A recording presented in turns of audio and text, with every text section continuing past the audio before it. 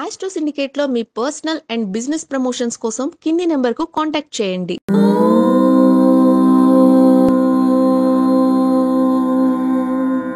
ఓం శ్రీ గురుభ్యో నమః.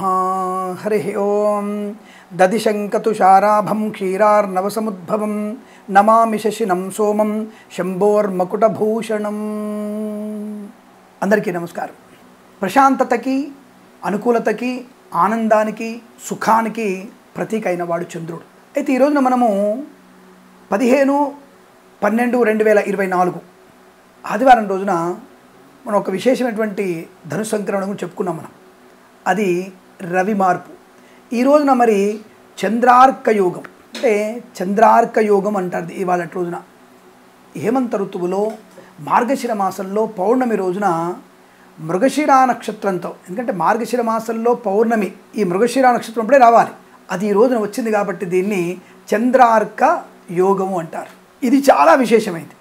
ఎప్పుడో కానీ రాదు, దాదాపు ఒక 3-4 ఏళ్ళకు ఒకసారో లేదా 10 ఏళ్ళకు ఒకసారో వచ్చే అవకాశం ఉంటుంది. అంటే మృగశిర నక్షత్రం రోజునే మనకి ఈ యొక్క మార్గశిర పౌర్ణమి రావడం అనేది విశేషం.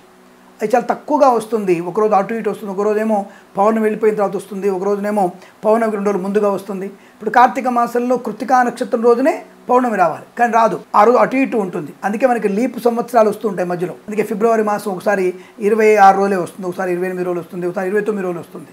సో కాబట్టి అలా కొంత మనకి ఈ ఇంగ్లీష్ వాళ్ళు మార్చుకుంటారు, కానీ మన తిథులు ఎప్పుడు కూడా మారవు మనకి. అందుకని ఎటువంటి మహా శుభమైనటువంటి తిథులు, అందులో ఈ రోజున చంద్రుడు మృగశిర నక్షత్రంలో ఉన్నాడు, అది ఇంకా అదృష్టం. అందుకని ఈరోజు మనకి చంద్రార్క యోగము ఏర్పడింది.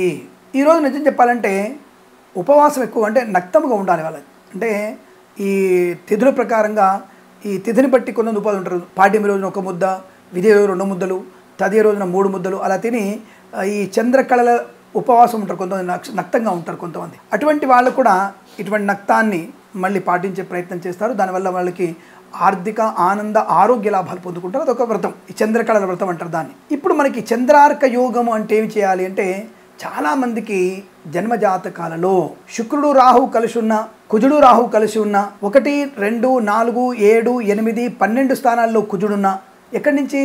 జన్మరాశి నుంచి, జన్మలగ్నం నుంచి, రవి నుంచి, అలాగే మనకి గురుగ్రహం నుంచి, రవిగ్రహం నుంచి ఈ యొక్క స్థానాల్లో కుజుడు కనుక ఉంటే అది కుజదోషం అంటారు. నేను చాలాసార్లు కుజదోషం గురించి వీడియో చెప్పాను, అది వినండి ఒకసారి, వినకపోతే మళ్ళీ వినండి.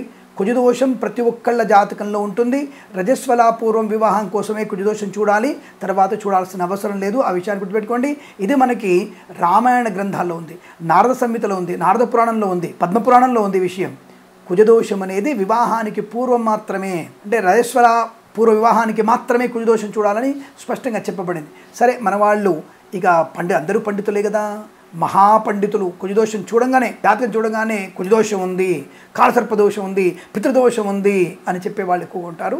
అటువంటి వారి పాదాలకి నమస్కరిస్తూ, అటువంటి భావనతో ఉన్న వాళ్ళు కూడా, కుజదోషం ఉన్నటువంటి భావనతో ఉన్న వాళ్ళు కూడా ఈ చంద్రార్క యోగం రోజున అశ్వత్థనారాయణకి పూజ చేసుకోవాలి. అశ్వత్థనారాయణ అంటే మనం తప్పకుండా రావి చెట్టుకు పూజ చేసుకోవాలి. రావి చెట్టుకి వివాహం చేసుకోవాలి. ముఖ్యంగా అంటే రావి చెట్టుని విష్ణుమూర్తిగా భావించి స్త్రీలు రావి చెట్టు వివాహం చేసుకోవాలి. ఇక్కడ చంద్రార్క యోగం అంటే విశేషం ఇక్కడే చెప్పబడింది. ఆడపిల్లలకి వివాహంలో ఆటంకాలున్న, ఇటువంటి రాహు శుక్ర గ్రహాల కలయిక ఉన్న వారికి ద్వికళత్ర యోగం, 2వ వివాహం అయ్యేటువంటి అవకాశం ఉంటుందని సుస్పష్టంగా చెప్పబడింది. వివాహంలో ఆటంకాలు కూడా ఖచ్చితంగా ఉంటాయి. ఇది నేను అనుభవంలో దాదాపుగా 7 సంవత్సరాలు నేను దీని గురించి పరిశోధన చేసి ఈ విషయాలు చెప్పబడింది. కాబట్టి తప్పకుండా కుజరాహుల, శుక్రరాహుల యొక్క కలయికను ఏ జాతకులైనా సరే, ఎక్కడ కలుస్తున్నా సరే జాతకంలో తప్పనిసరిగా మీరు ఉదకుంభ వివాహం కానీ లేదా అర్క వివాహం కానీ చేసుకోవాలి. ఈ రోజున ఆడపిల్లలు ఖచ్చితంగా మీరు ఈ యొక్క చంద్రార్క యోగం రోజున వివాహ సంబంధ ఆటంకాలు ఉన్న వాళ్ళు ఈ అశ్వత్థ వృక్షానికి, రావి చెట్టుకి వివాహం చేసుకోవడం చాలా మంచిది. అంటే రావి చెట్టుని వివాహం చేసుకోవడం చాలా మంచిది. అది గుళ్ళోకి పోయి చేసుకోవడం కష్టం కదా, ఇక ప్రతి ఒక్కళ్ళు పోయి ఆ యొక్క విష్ణుమూర్తిని పక్కన కూర్చోని చెప్పి పెళ్లి చేసుకుంటే కుదరదు కదా. అందుకోసము ఇంటికి రావి కొమ్మను తీసుకొచ్చి ఇంటిలో పెట్టుకొని ఈ నాంది శ్రాద్ధంతో సహా పుణ్యవాచన, గణపతి పూజ, మాంగళ్య ధారణ, జీలకర్ర బెల్లము, తలంబ్రాలు ఇవన్నీ కూడా చేసుకోవాలి. బ్రహ్మముడి కూడా వేసుకోవాలి. ఇటువంటి విశేషమైనటువంటి కళ్యాణం జరిపించుకోవాలి. అదే రోజు ఈ యొక్క కలశంలో కూడా విష్ణుమూర్తిని ఆవాహనం చేసి కలశంలో ఆయన ఆవాహనం చేసి అక్కడ కుంభ వివాహం కూడా చేసుకోవచ్చు. అది ఈ రోజున చేస్తే విశేషము. ఇప్పుడు అది 15/12/2024 ఆదివారం రోజున చంద్రార్క యోగం ఉన్న రోజున కనుక మనము ఎటువంటి కుంభ వివాహం కానీ, అశ్వత్థ వివాహం కానీ, అర్క వివాహం కానీ చేసుకున్నట్టయితే ఈ రోజున అటువంటి చంద్రార్క సంబంధించిన యోగం వల్ల మనకి వెంటనే వివాహం జరుగుతుంది, ఆటంకాలు తొలగిపోతాయి, కుజదోషాలు లాంటివన్నీ కూడా నలిఫై అయిపోతాయి, అనుకూలవంతమైన భార్యాభర్తల మైత్రి పొందుకునే అవకాశం కూడా బలంగా ఉంటుంది. ఎవరికైతే వివాహం ఆలస్యం జరుగుతుందో వారందరూ కూడా ఖచ్చితంగా ఈ యొక్క చంద్రార్క యోగం రోజున మీరు అర్క వివాహాన్ని లేదా కుంభ వివాహాన్ని చేసుకోవడం విశేషము అనుకుంటుంది. అలాగే మగపిల్లవాళ్ళు కూడా అర్క వివాహం చేసుకోవాలి. అంటే ఇక్కడ అర్కల్లో అంటే ఆ తెల్ల జిల్లేడు కానీ, అశ్వత్థ మొక్క కానీ, అంటే రావి మొక్క కానీ ఆడపిల్లగా భావించి ఆ చెట్టుకు తాళి కట్టే ప్రయత్నం చేయాలి అన్న విషయాన్ని గుర్తించండి. ఇలా తప్పకుండా మీరు ఈ చంద్రార్క యోగం రోజున కుంభ వివాహం కానీ అర్క వివాహం చేసుకుంటే 45 రోజులలో శూన్యమాసము తీసేసి 45 రోజులలో మీకు వివాహం అయ్యే అవకాశం ఉంటుంది. మంచి వరుడు లభిస్తారు, మంచి వధువు లభిస్తుంది. ఇటువంటి విశేషమైనటువంటి రోజుని పోగొట్టుకోకండి. చంద్రుడు మృగశిర నక్షత్రం ఉన్నప్పుడు చేసుకున్నటువంటి వివాహాన్ని కుంభ వివాహం కానీ, అశ్వత్థ వివాహం కానీ, అలాగే అర్క వివాహం కానీ ఈ రోజునే చంద్రార్క యోగంగా చెప్పబడింది. గౌరీదేవి అనుగ్రహంతో తప్పకుండా మనము ఇటువంటి వివాహాన్ని చేసుకోవడం వల్ల శుభకర మంగళప్రద ఆనంద యోగాలు ఉంటాయి. వెంటనే ఆచరించండి, మర్చిపోకండి. ఇటువంటి మంచి రోజుని మిస్ చేసుకోవద్దు.